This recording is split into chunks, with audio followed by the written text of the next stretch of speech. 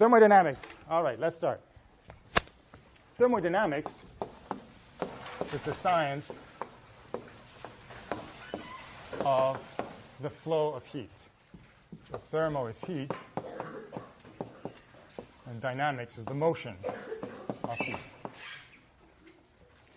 Thermodynamics was developed largely beginning in the 1800s, at the time of the Industrial Revolution.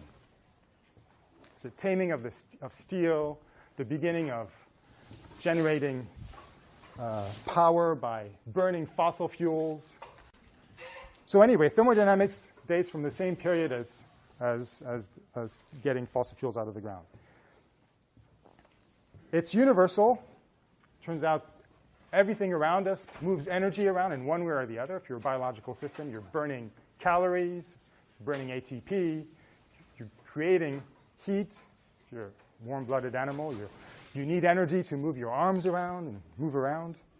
Mechanical systems, obviously cars, boats, etc.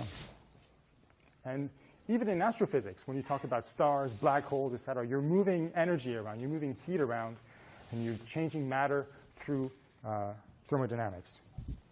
And the concepts of thermodynamics have even been applied to economics, systems out of equilibrium, like big companies like Enron, completely out of equilibrium, crash and burn, right? You can apply thermodynamic or non-equilibrium thermodynamics to economics.